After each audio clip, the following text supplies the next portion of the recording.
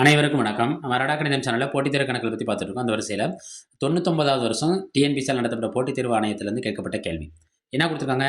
44 centimetre நீளமுடைய கம்பியை வளைத்து வட்டமாக மாற்றினால் வட்டத்தின் பரப்பு. வளைத்து வட்டமா மாத்துறாங்க.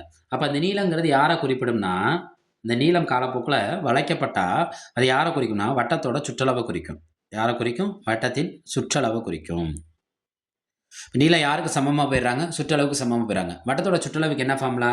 வட்டத்தின் சுற்றளவுக்கு நம்மளுக்கு தெரிஞ்ச ஃபார்முலா என்ன? வட்டத்தின் சுற்றளவு ஈக்குவல் டு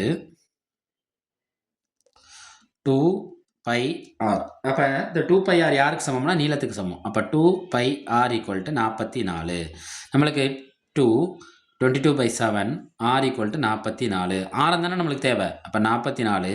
இங்கிட்டு இருக்க பெருக்கெல்லாம் இங்கிட்டு வரப்ப என்ன ஆகும்னா வகுத்தலா மாறும். பின்ன பெருக்கலா இருந்தால் தலைகீழ் வகுத்தலா மாறிடும். 1/2 7/22. எத்தனை 22 44? 2 22 44. ஓ 2 2 ஓ 2 2. அப்ப ஆரம் r ஈக்குவல் டு என்ன கிடைக்குது நம்மளுக்கு? 7 சென்டிமீட்டர். ஆரம் கிடைச்சிருதா? அவன் கேள்வியில் ஆரம் கேட்கல. என்ன கேட்குறாங்க? பரப்பளவு கேட்குறாங்க. வட்டத்தின் பரப்பளவுக்கு என்ன ஃபார்முலா? நம்மளுக்கு சின்ன பிள்ளையிலேருந்து படிச்சிருக்கோம். வட்டத்தின் பரப்பளவு என்ன ஃபார்முலா? By R square. இப்போ 22/7 ஆரத்தை 2 தடவை எழுதணும். 7 பெருக்கல் 7. 7 7 என்ன செஞ்சலாம்? கேன்சல் பண்ணிடலாம். 7 22 எவ்வளோனா 7 20 140. 7 2 14 154 சென்டிமீட்டர் ஸ்கொயர். இது நம்ம கொடுத்துருக்க ஆப்ஷனில் ஆப்ஷன் எங்கே இருக்குது? ஆப்ஷன் சியை குறிக்குது.